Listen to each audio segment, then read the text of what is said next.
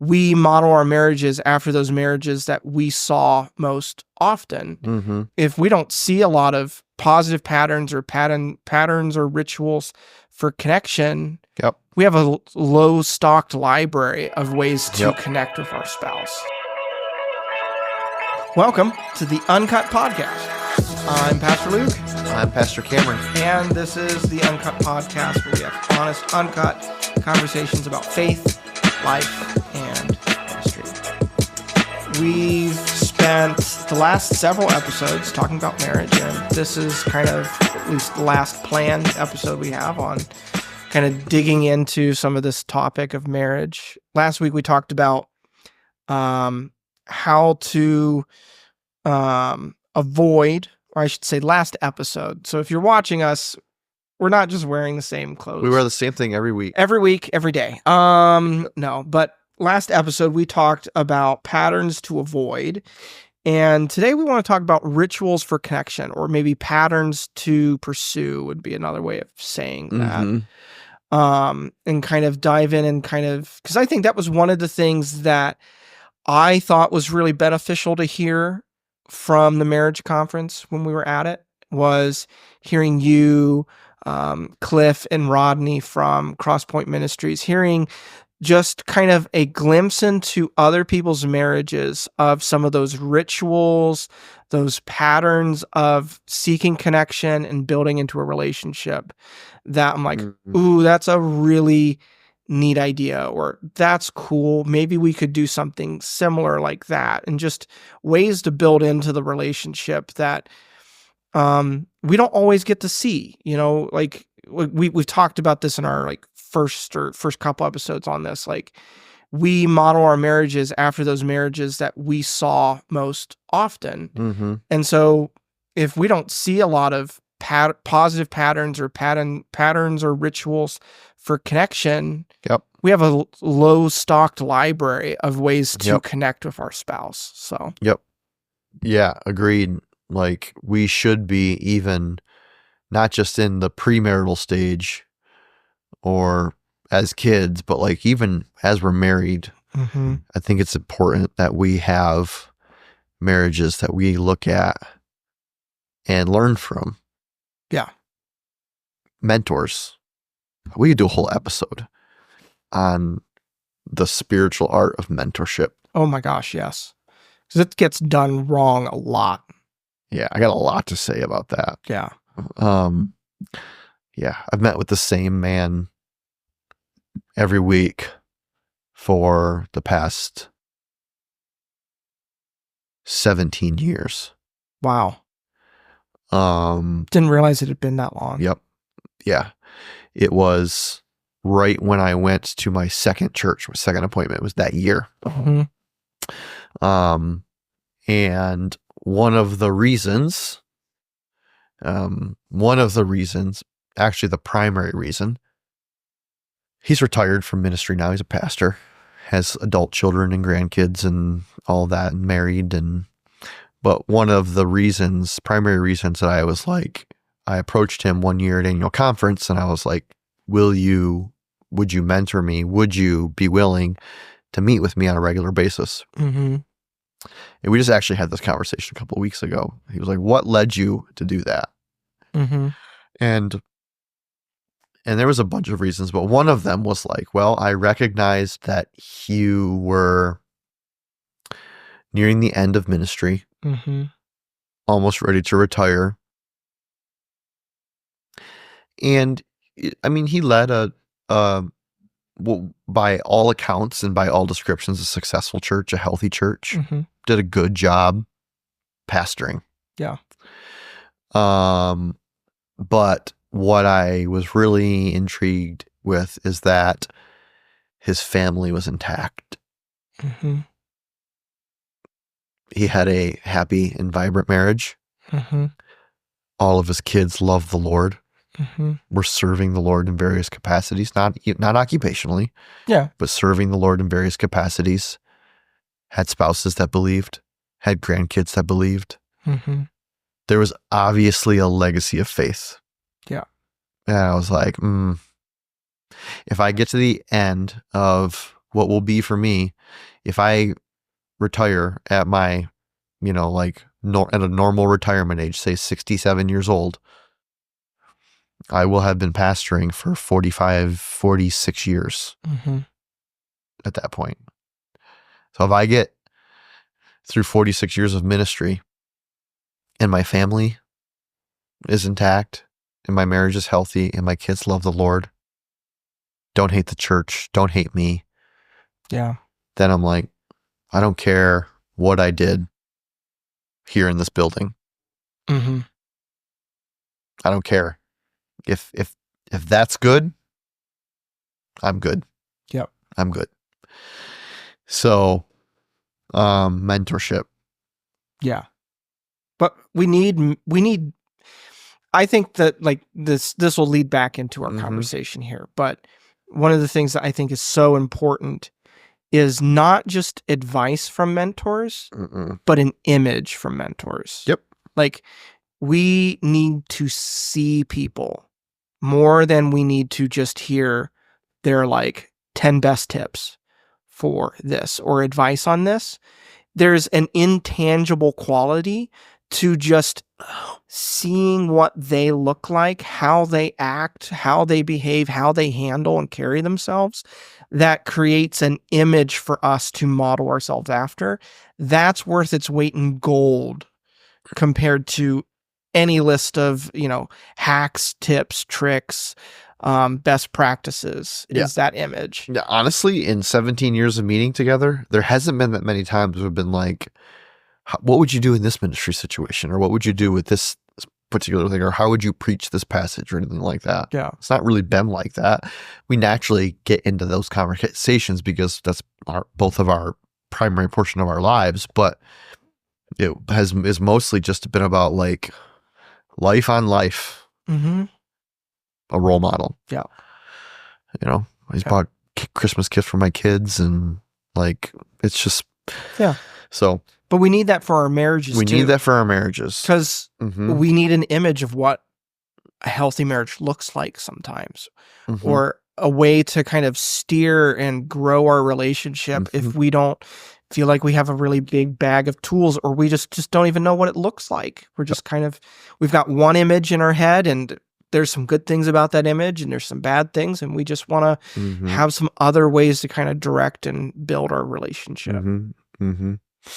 Yeah, so when we talk about then patterns of connection in marriage, or creating, however you want to call it, I don't know what you had a good description of it in the intro, but creating patterns of connection with one another. I think that starting at the most base level of creating those patterns is a mindset from both partners or both parties in the marriage. Yeah. A mindset that says, this is the most important human relationship that we have. Yeah. Period. Bar none. Without question, there is no other relationship that is more important. Yeah. Not with my parents, not with my friend, not with my siblings, not with my kids, not with my coworkers, not with my dreams, not with my ambitions, not with anything else. My relationship with my spouse is the most important human relationship that I have. Because if you don't start there, you'll be in trouble. Well, and so that the phrase that's most, I don't know if it's most often, I think it might be the most often like description of marriage in the Bible is, this is why a husband should leave his family and be with his wife, so that two shall become one flesh. Right? That's said over cleave, right? Leave and cleave. There is a separation. There's a loss that happens at a marriage. The family loses their children and a new family is born. And this is so important. I remember the way I think about this phrase has stuck with me from this book I read. I think it was Wired for Dating, and there's maybe a companion book that's Wired for Marriage or Wired for Connection. It's some sort of title like that. I can't remember the author, but he described, he's like, this is one of the most important things you got to get in your marriage, right? You have to have a couple bubble. Mm-hmm. You have to have this bubble of safety that nobody comes inside the bubble with me and my wife, me and my husband, whatever.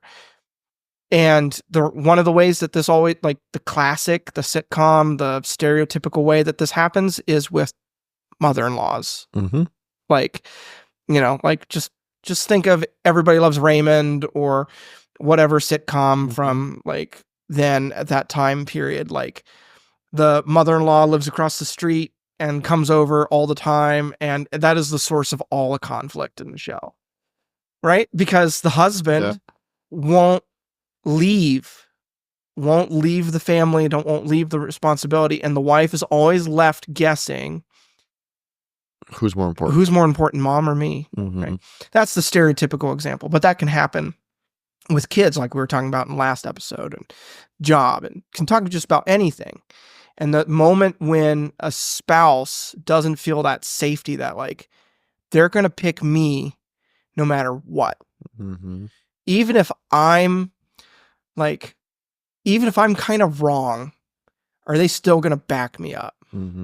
Like that's a really important amount of safety and prioritization that's like important in like a marriage. So that's how I always think about it in my head, is I'm always saying like, all right, couple bubble, like, because it's kind of fun to say, but no, it's a great example, and it's very, very true. And that's exactly what we're talking about, is that there has to be a mindset that the bubble can't be popped. Yep.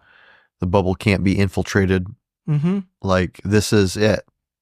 And that, if you're not prepared for that, going into your marriage, it can be hard. That can be a hard reality to accept. Yep. Especially with families with really close family dynamics and closed family systems. Yeah. That can be one of the most significant problem areas for couples who experience difficulty, is when they're unwilling to make their spouse the most important human relationship that they have. Yeah. So the very first thing is a mindset to say that this is the most important relationship that I have. And because it's the most important relationship that I have, I'm going to order my life accordingly, so that we don't just walk, that we may be walking side by side in like kind of a parallel way, but like that we're actually creating connection as we do so. Yeah. Yeah. So say one of the things about creating rituals of connection is deciding on and determining on at least, I use the term, I use it kind of arbitrarily, but it's the word that it's the kind of like time-based world that we live in. So I'll just say once a week. Okay. Right. Once a week, that there is a consecrated time of, we'll use the term, there's a consecrated time of couple bubble.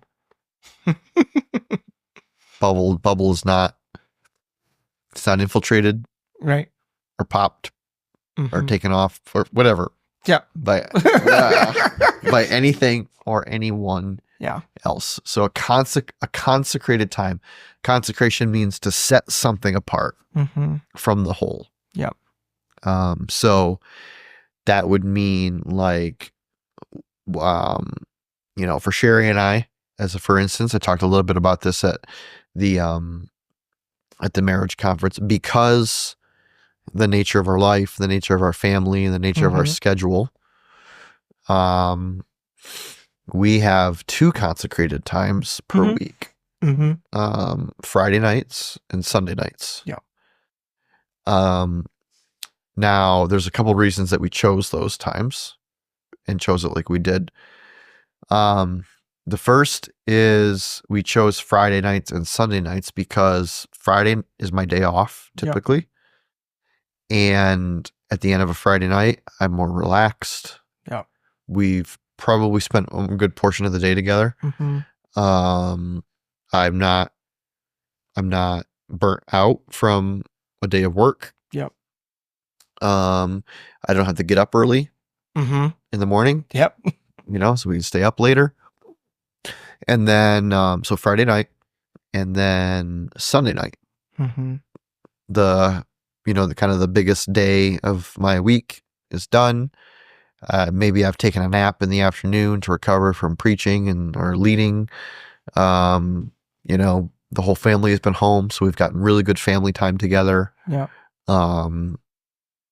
And so then now it's time to connect with one another individually. And just because of the nature of our family and because we have difficult time with, always securing babysitters or whatever. You mean it's hard to get a babysitter for like 5 kids? It is very hard. It is very hard. Yep. Especially once a week. Oh yeah. Super hard. So we just say like, okay, on those 2 nights, we don't sit down for dinner with the kids. Yeah. Well, obviously the kids get dinner and all that.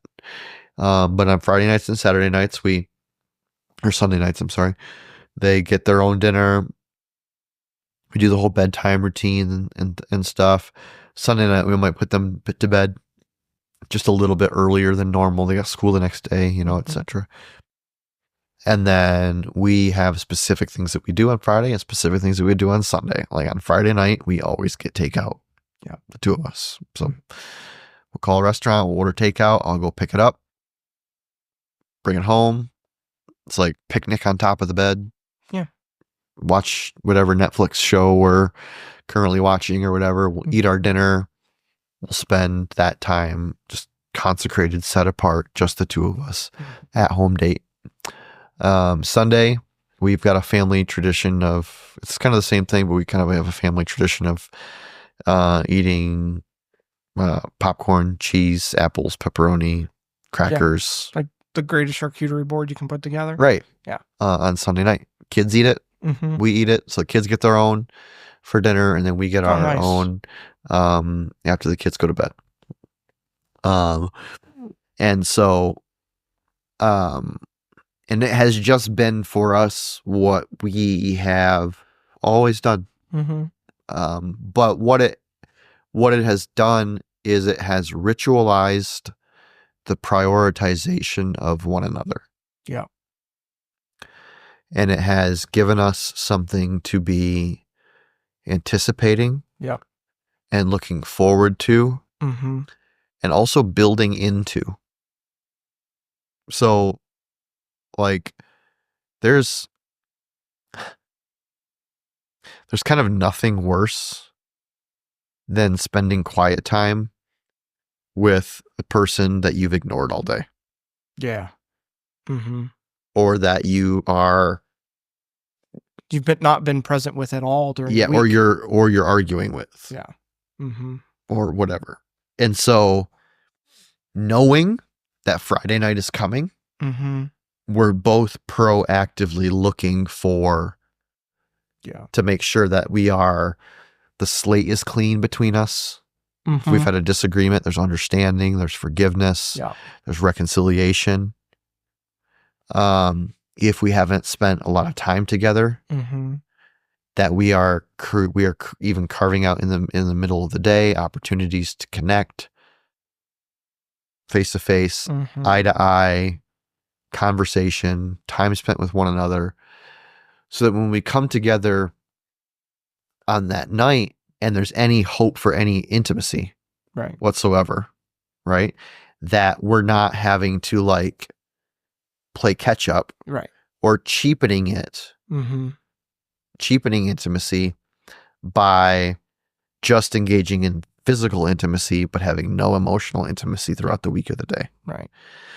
And so people are like, well, that's so not spontaneous and not romantic. And like, You know, What part of your week is spontaneous? Right.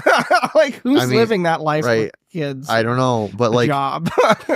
um, I don't know. I think romance is intentional, Yeah, not spontaneous. yeah. Well, you can be spontaneous on top of being intentional. Right. Yes. Like, Just because you're intentional 2 times a week. doesn't mean you can't be spontaneous. Right. Like, Exactly. I think that's I think that's I've heard you describe that ritual before, and I'm like, yeah, that's such a good habit. And right now, Oksana and I don't have any kids right now, Mhm. and we can be pretty spontaneous, Mhm. right? And we are. And so that's a lot of fun. Mhm. But like when life gets more complicated with kids, like we're Mhm. gonna have to get into a place where we're like, this is the time.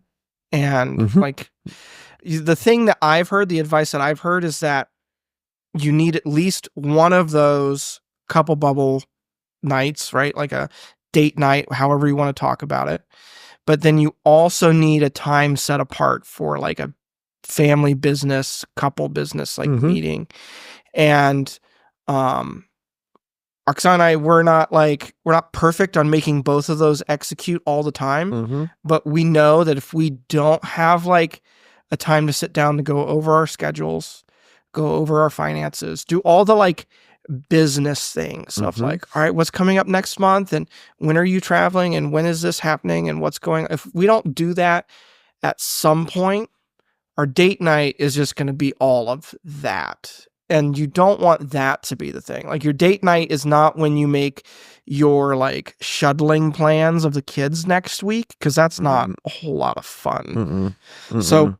you almost have to have this like, you can call it a business meeting, Yeah. family plan Mhm. meeting, like whatever you want to call it, Mhm. where you can, it's still a type of connection, right? Like it's Sure. still a way of Mhm. like connecting, caring for one another, but it's not going to be your fun date night necessarily. Mhm. But it's got something that's going to happen. Otherwise, um, you're just going to kind of have this routine of like, you get to this place where you're supposed to be emotionally connecting, but your brain can't shut off because you're like, well, I need you to drive the kids tomorrow and I got this thing and Mhm. you're 10 gazillion other places. Mhm. Yeah.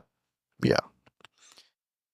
I think too, like that's like kind of the weekly rhythm, but like there's other rhythms that like you can build in. Like I'm big on like daily kind of rituals, like Mhm. how we say goodbye, how we greet each other. Mhm. Like it's like it's a big thing. I try my best that whenever she comes home, I put down my laptop or whatever I'm doing, I get up and I go greet her, Mhm. cuz like I think that's like a really important thing that Very we important. do. Yep. Like Mhm. how we greet each other, Yep.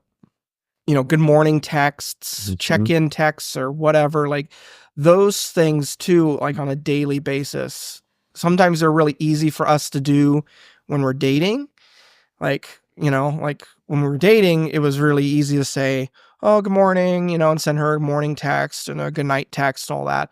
But then once we got married, it was like, "Oh, well, that kind of went away," but like we got to find other ways to have that same ritual of connection and greeting, and so that we get that affirmation both physically, emotionally, and all of that. Yeah.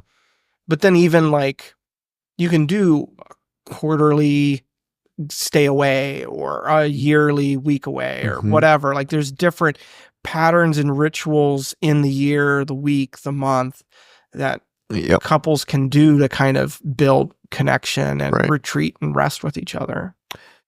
Yeah, and I would encourage couples to make those to schedule them and to make them as regular as humanly possible. Mm-hmm. Same day, same time every week. Yeah. Um there is a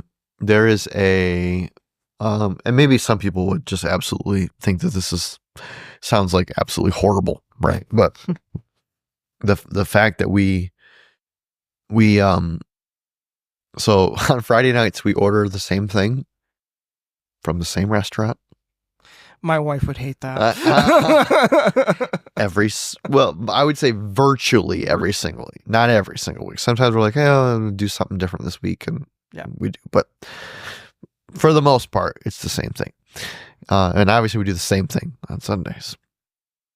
And there is comfort, at least for us, I would say. Maybe this is all individual, but I also think that it takes, you know how it's like, you sometimes hear the stories about how billionaires wear the same outfit every day. Like Steve Jobs was like kind of famous for that. Black pants, black shirt. Yeah. Every day. Because he was like, why would I spend any bit of my mental energy picking out my clothes? Mm-hmm. Yep. Planning dates can be tiring. Right. If you're like, where are we gonna go eat? Everyone's been there. Everyone's been there. Everyone has been staring at Netflix. What are we gonna watch? Yep. Everyone's been there. Yeah. Right? Or what day are we gonna do it? Or what time are we gonna do it? Or whatever. So that's why I say that, like, as much intentionality as you can build into it and pattern as you can build into it, the more energy that you have to actually connect with the person. Yeah. There's also a sense of comfort that comes with the familiarity. Like, I walk into the same restaurant every Friday night, generally the same period of time, see the same people, talk to the same people, go through the same pattern. There's just like this sense of like rootedness in control over my own schedule. Yeah. But definitely scheduling the night or the day or the, whatever. Because so easy for that to be just overtaken by a bunch of other things. And if if you want to break that pattern of, you're kind of like, I don't know how to like kind of reinvigorize or kind of do something different. Me and my wife we were gifted, I think at our wedding, we were gifted this book of like scratch off date nights. I think it was like the couples adventure challenge or something like that. And every page has kind of got like all these different categories of dates. And they kind of give you a general sense of like what it's going to be. Like, okay, you need to travel for this one, or it's going to take about this long, or this is a stay at home, or this one's going to require you to go buy some resources ahead of time, take a quarter, you scrape it off, and it gives you this date night. And then one of you can be in charge of going, gathering it, planning it. And it's like a baked in date night. It's super fun. Super fun. I think one night we did one where we had to draw a comic strip of like our relationship so far or something like that. And like, it was really fun for us to both try some stick figures. So it was a good time. Yeah. So other ways, maybe more seemingly nebulous or benign ways, is to like develop shared experiences or shared life. Yeah. So these would be things that no longer represent us as individuals, but now represent us as couples. Yeah. As a couple. So it's a shared or common interest, a shared or common experience, a shared and common language even. Yeah. Like the way in which we talk to each other and the phrases that we use and the things that we only know we only know what they mean in talking to them. Our power strip's falling off. It's okay. But it's stuff like this where we develop this sense of like shared life. Yeah. Some of that is just built well over time. There's not really a substitute for the time that it takes to develop that shared life. But there are also ways that you can begin to develop interests as couples that maybe you didn't have as individuals. So yeah, it's like you have down here, like you can develop like a shared language. Me and my wife speak to each other sometimes in memes. So we've got Sherry and I speak to each other in office quotes. Yeah. Right. Yeah. There's just like kind of phrases that we'll just kind of like goofy inside jokes that we'll pass back and forth to kind of describe what we're going through or what's happening right now or something. And it just creates a sense of like there's an insider language that's shared here that's just, it's fun, it's goofy, and it's a way of just kind of connecting with one another. It's an inside joke. Sometimes we say some of those things, we end up saying them in front of other people, and they're just like, what's going on? What's going? What are you doing? They're just they're just like, yep, you're gonna have to explain that. Yeah. Yep. Yeah. So I don't know. I don't know if any of those are helpful for any of our listeners or anything like that, but I can tell you that they have worked to sustain my marriage. 2 decades. Yeah. Couple different moves, couple different churches, family transitions, difficult circumstances and situations. And man, if it were not for those types of consecrated times, especially, that I would be, I don't know that Sherry and I would have grown as close to one another as we have. So, yeah. Yep. It is finding those particularly new, I find, like new shared things. It's one thing when I try and bring Oksana along on something that I am already really passionate about, but I find that it's best when I'm like, let's do something neither of us have done before. Yes. That's like a big one because it's showing a willingness of me to go outside my comfort zone, and then with something that gets to be our own, and it's not something that was mine and I brought in. It's something that we do together. A shared interest. Shared interests. Yeah. That are built together. Yeah. Okay. Well, hopefully those little series of podcast episodes helpful for you who are married or preparing to be married or want to be married or not, just helpful in general. If you're watching on YouTube, you might recognize that we have a little bit of a different setup. Yep. Here. We don't just have fluorescent lights shining down on our heads anymore. Right. Got some nice lighting. We have a lot of great ideas. Some cool lights in the background. Anyway, we appreciate all you who listening with us. Thank you all for sticking with us in our little it was like 5-6 month hiatus. It was a big hiatus. Yep. But we're back. We're back and batch recording some episodes so that we keep them updating live for you week to week. So we'll catch you on the next one.